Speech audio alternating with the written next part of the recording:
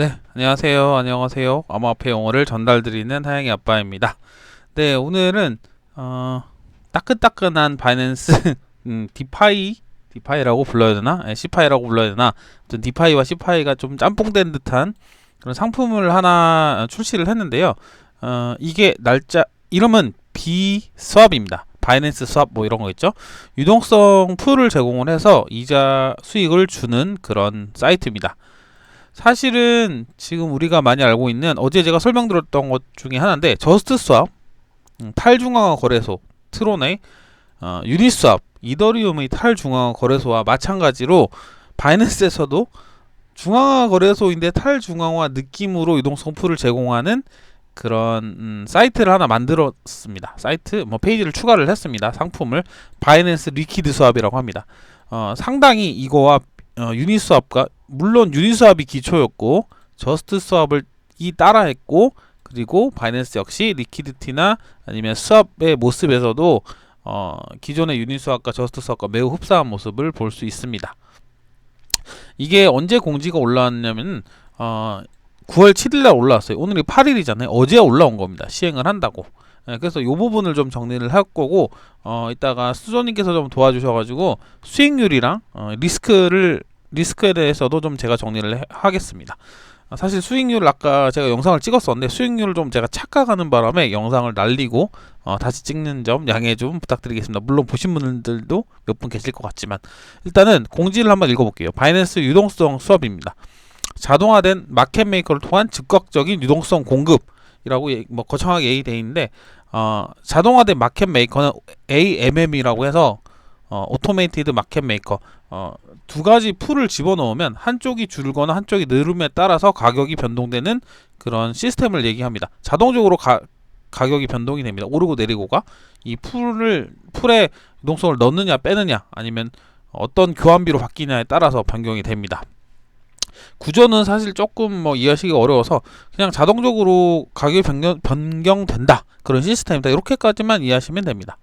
그래서 바이낸스 같은 경우는 초기에 지금 풀을 따가 보면서 설명을 드릴 건데 세 가지만 가능합니다. 이것도 스테이블인데 바이낸스 USD, 다이, 테더 요 세 개가 자산으로 거래가 가능이 되고 이 세 개 역시 이 세 개 거래 쌍만 유동성을 제공할 수 있습니다. 유동성을 제공한다는 의미는 일단은 이자 농사라고 사실 불리는 그런 느낌이긴 한데 정확히 뭐라고 시파이 거래소라서 뭐라고 딱히 정의를 내기가 좀 어렵긴 합니다만 실제로 이따가 보면 알겠지만 약 연 18% 이자를 지급하는 유동성 풀이라고 보시면 됩니다. 일단은 한번 가서 보겠습니다. 일단 참고사항 중에는 이거죠. 사실은 유동성 풀을 넣는 행위는 특정 위험이고 원금을 보장하지 않습니다라고 얘기했는데 사실 이것도 정말 맞습니다. 저도 이자농사 재미삼아 몇 번 지어봤지만 원금을 보장해 주시는 건 어디에도 없죠 사실은. 근데 그나마 스테이블 코인이라서 그 위험성이 좀 적다 이렇게까지는 볼 수 있을 것 같습니다. 일단은 바이낸스 리퀴드 스왑을 보면 이렇게 생겼습니다. 워낙 간단합니다. 이걸 왜 제가 아까 유니스왑이랑 비교를 했냐고 하면은 들어갈 코인이 있죠. 테더가 있고 바이낸스 USD를 변경을 시키는데 이 유니스왑 같이 거의 동일합니다. 스왑에서도 이더리움 코인을 집어넣고 이더리움 다른 토큰들을 교환할 수 있게 아무거나 해볼게요. 이런 식으로 교환이 됩니다. 이거는 이제 트랜잭션이 일어나는 거고 저스트 스왑도 마찬가지로 특정 코인을 선택을 해서 집어넣고 그 반대 코인으로 일종의 거래죠. 스왑인데 거래라고 보시면 됩니다. 그거를 이제 구현을 해놓았는데 디파이라고 좀 돼 있긴 한데 디파이의 정의가 원래 탈중앙화 거래소인데 이게 탈중앙화가 돼 있는지는 사실 중앙화 거래소가 운영하는 탈중앙화 거래소라고 보면 조금 믹싱된 것 같기도 하고 그렇습니다. 그래서 일단은 요 유동성 스왑의 페이지에서 스왑을 어떻게 하는지 그리고 유동성을 어떻게 추가하는지 요 부분을 제가 좀 설명을 드리도록 하겠습니다. 일단은 테스트한다고 몇 번 해봤는데 한번 볼게요. 제가 가진 거는 바이낸스 USD입니다. 사실 이 세 개 다 조금씩 시세 차이 약간씩 나긴 하지만 거의 1달러를 추적하는 스테이블 코인이니까 큰 변동사항은 없을 겁니다.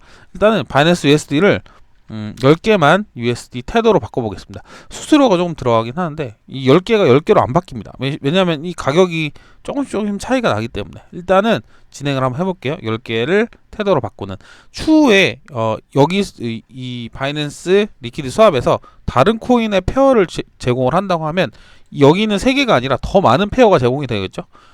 여기 저스트 스왑처럼 트론 TRC20으로 만들어진 다양한 코인들이 이 리퀴드 스왑에도 제공이 될 것도 같습니다. 이렇게 만들어 놓은 이상 앞으로는 그렇게 좀 진행이 될 수도 있을 것 같네요. 일단은 스왑을 눌러볼게요. 누르면 바로 됩니다. 끝났습니다. 네. 히스토리를 보면 여기 스왑 히스토리라고 보면 여기 나와있죠. 스왑 히스토리에서 지금 10개를 바꿨다는 트랜스퍼링, 아마 이게 바이낸스 체인 위에서 거래가 된 게 기록이 된다는 걸로 제가 알고 있습니다. 네, 이렇게 진행이 된 게 제 잔고에 보면은 지금 바이낸스 USD가 테더로 바뀐 거를 나중에 확인을 할 수가 있습니다. 리퀴디티, 이것도 똑같아요. 보면 유니스왑과 저스트 스왑을 조금 이해를 하시고 하신 분이라면, 공부를 하신 분이라면 이 유동성 제공하는 것도 동일할 겁니다. 그래서 저는 사실 이더리움 유니스왑으로 이해를 하지 못했고 저스트 스왑으로 이것저것 테스트를 해보면서 이해를 했는데, 사실 하나만 탈중앙 거래소 디파이를 하나만 이해를 하면 다른 거는 추가적으로 좀 이해가 좀 쉽게 된다. 만약에 제가 나중에 생각도 있지만 이오스 쪽이나 아니면 다른 디파이 쪽에 영상을 찍게 된다면 그 부분도 아마 조금 이 형태는 좀 일맥상통하는 게 좀 있을 것 같아서 조금 쉽게 접근을 할 수 있을 것 같아요. 이거 리퀴디티를 제공하는 풀을 제가 집어넣는다고 치면 이 저스트 스왑에 이 리퀴디티 풀, 애드 리퀴디티 하는 방법과 좀 유사하다고 보여집니다. 여기 유니스왑의 풀을 제공하는 것도 마찬가지고, 그러니까 유동성을 제공해가지고 그 페어에서 얻을 수 있는 수익을 이제 뭐 코인으로 받던지 이자율로 받던지 할 수 있는 거죠. 일단은 리퀴디티도 한번 제공을 한번 해보겠습니다. 리퀴디티가 지금 바이낸스 USD랑 테더 페어인데 여기서 제가 한 10개만 해볼게요. 10개만 해보는데 바이낸스 USD와 테더 페어를 넣을 겁니다. 10개만 동의를 하고 이자율은 17% 연입니다. 이것도 제가 이따 한 번에 설명을 드릴게요. 일단은 연 이자율이 17%입니다. 애들을 누르면 유동성이 추가가 됐습니다. 내 유동성이 여기 바이낸스와 테더 페어에 공급이 된 겁니다. 한번 보면은 지금 토탈 쉐어에 수수료 좀 띄고 9.99.86달러가 들어가 있고, 그리고 이거는 수익률이니까 아직 안 나올 테고, 그리고 내가 집어넣은 그 페어에 대한 상태 나오죠. 이게 만약에 필요하다면 리무브를 하면 제거를 할 수 있습니다. 내가 유동성을 공급할 때는 이제 간단한 얘기로 이자를 제공을 받습니다. 유동성 공급한 대가로. 그리고 그게 끝나면 이제 리무브를 하면 됩니다. 아마 바이낸스 스마트 체인 위에서 돌아가는 것 같습니다. 그냥 펜딩이라고 찍히는데 이게 트랜잭션이 일어나는 건 이게 지갑에서 바로 올 수 있는지 모르겠지만 일단 펜딩이라고 뜨는 걸로 봐서는 스마트 체인 위에서 거래가 이루어지는 건 같습니다. 어디 나와 있는 건 저 아직 못 찾겠네요. 추후에 찾으면 또 한번 알려드리도록 할게요. 그래서 제가 아까 좀 영상을 만들다가 실수를 했던 게 있는데, 이 리퀴디티 일단 제공을 했고 스왑까지 했고 스왑하는 방법은 저스트 스왑 했던 것도 영상을 좀 보시면 도움이 될 거예요. 어떤 식으로 이걸 운영했는지. 유니스왑도 마찬가지고. 일단은 이 2개까지 좀 진행을 했고, 여기는 히스토리를 보는 공간이니까 이 애드 리퀴디티를 해버리면 다시 내 지갑으로 이 10달러, 대략 10달러만큼의 풀이 다시 돌아옵니다. 한번 해볼게요. 일단 거래 석세스가 떴고, 리무브를 하면 선택할 수 있는 게 몇 개가 나오는데, 이 페어를 한 번에 제거하는 것과 한쪽 페어만 제거하는 게 있는데 전 둘 다 제거를 해볼게요. 수수료만 저는 깎아 먹습니다. 사실 지금 몇 번 하면서 어쩔 수 없이 0.4%의 수수료를 한 번에 잡아먹게 되는데, 리무브를 할게요. 리무브를 하면은 이제 히스토리에 기록이 남죠. 여기는 지금 애드를 했던 기록이고, 이건 리무브를 했던 기록입니다. 내가 유동성 풀에 공급을 했으면 이자를 받았을 거고, 만약에 리무브를 해서 제거를 하면 나한테 코인 다시 돌아오고 이자까지 포함해서 들어오는 걸로 알고 있습니다. 너무 짧은 기간 넣었으니까 이자는 아직 안 줄 거고, 여기 제가 좀 착각한 게 있었는데 이 세븐데이 APY라는 겁니다. APY를 제가 따로 용어를 정리를 했으니까 요것도 링크를 제가 달아드리겠습니다. 이게 간단하게 보면 그거예요. 이게 복리를 포함한 이자나 복리를 포함하지 않는 이자의 정의인데 간단하게 연 17%의 이자를 제공한다고 보면 됩니다. 이게 스테이블끼리 호환이긴 한데 이 스테이블 코인도 환차익도 들어갈 거고 이따가 제가 설명할게요. 이 세 가지 페어에는 18%, 16%, 17%의 연 이자가 적용되는 겁니다. 간단하게. 근데 제가 좀 착각했던 게 뭐냐면 세븐데이 API잖아요. 이게 뭐냐면 읽어보면 최근 7일간 직전 7일간 이자율의 평균입니다. 네, 그렇게 이해를 하고 있어요. 그러니까 최근에 리퀴디티 이거 사실 생긴 지는 얼마 안 됐지만 지금 기준으로 하겠죠. 그러니까 7일 평균이 약 18%의 연 이자를 가진다. 이렇게 이해를 하시면 됩니다. 그래서 수조님께서 좀 도와주셔갖고 제가 정리를 했는데 요거를 한번 볼게요.